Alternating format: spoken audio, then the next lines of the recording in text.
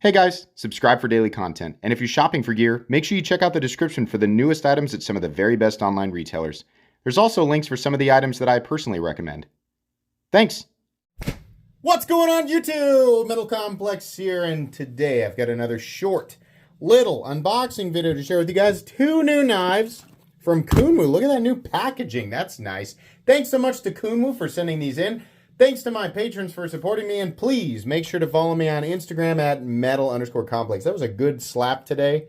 I don't always get them. It didn't land perfectly. It wasn't straight. It kind of moved a little bit, but by God, that slap, there was a shockwave off of that one. Anyways, who cares? Let's go ahead and open these up. I'm pretty sure I know what they are. I do like the new packaging. That's cool. I wonder if that's just standard moving forward, or if specific knives or specific lines will be packaged that way. We'll open that one here in a sec. So this is the Geezer. Yeah, that's exactly what I thought. So I'll have these linked in the description.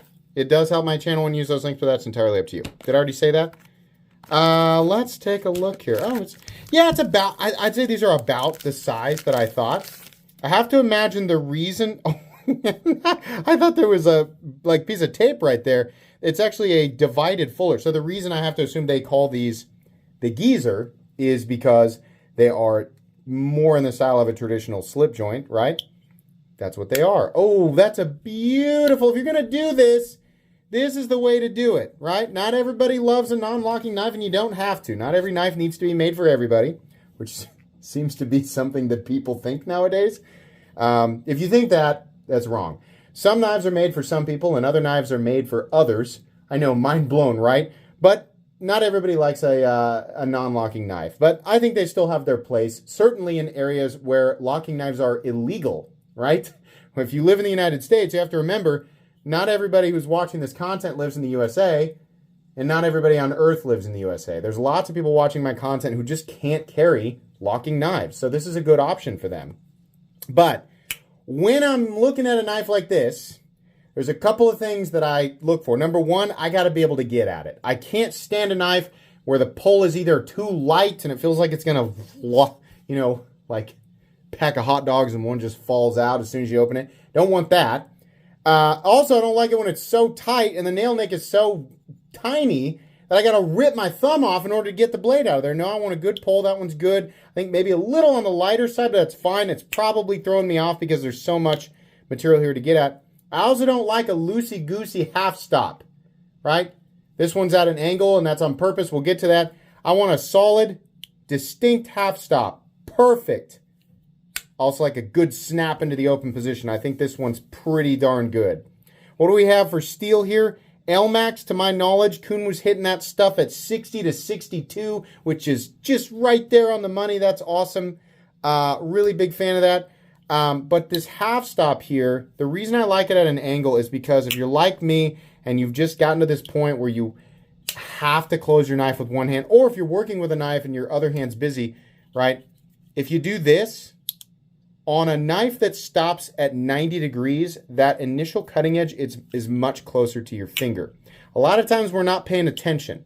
I know a lot of you guys who carry traditional knives, you've cut yourself this way, and it's not because you're not familiar with knives, it's because that's just the nature of the beast sometimes. I like these 90-degree half stops because, and that one went a little bit further, so you still have to watch it, right? But as long as you apply the appropriate amount of force with your thumb, right? It's got a nice stop right there, or at least a little bit of a mental indicator like, hey, stop pushing on it, because you're going to go down to your finger. Obviously, the safest way to close these is to move your fingers out of the way and close it like this. But, every now and then we do this, right? We close it like that.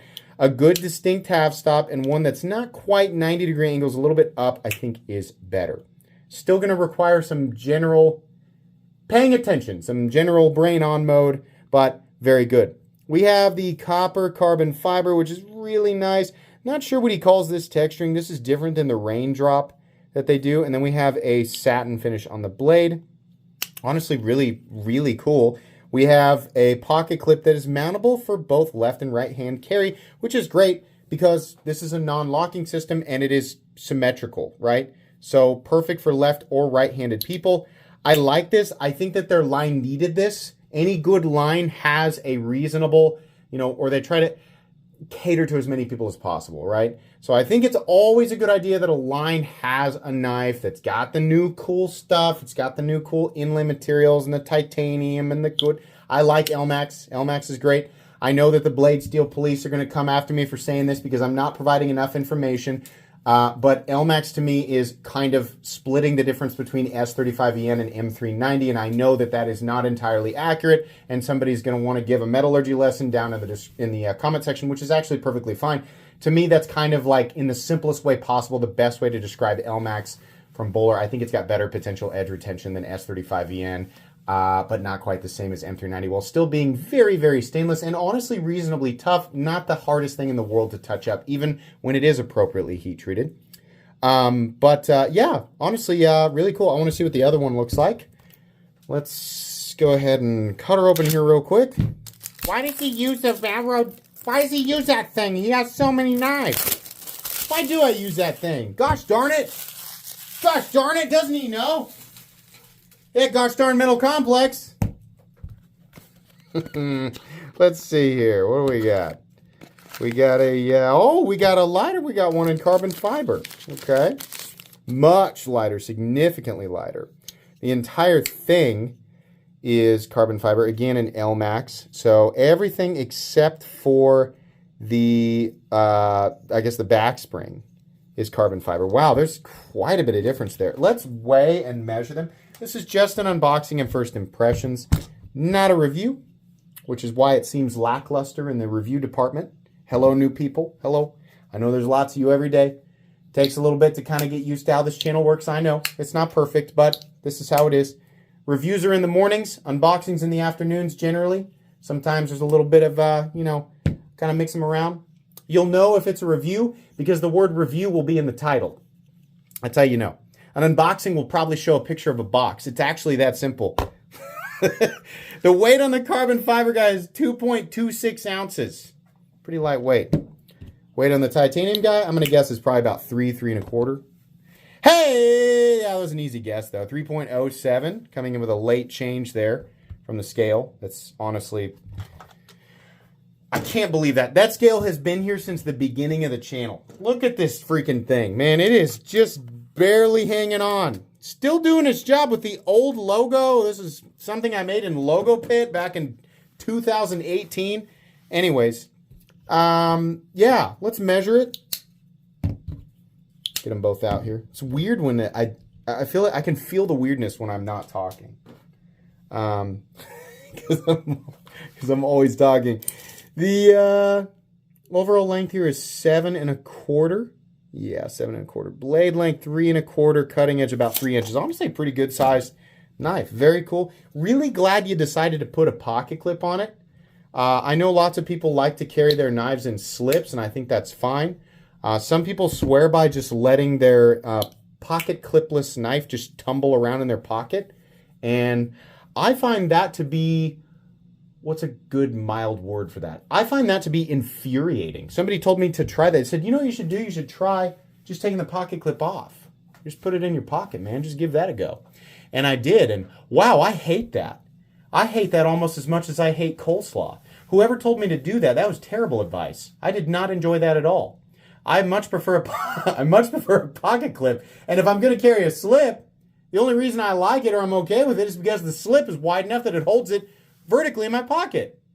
I want it to stay. It's just much more convenient. That way when I sit down, the back and front of the knife don't go with my leg. And, I don't like, it's awful.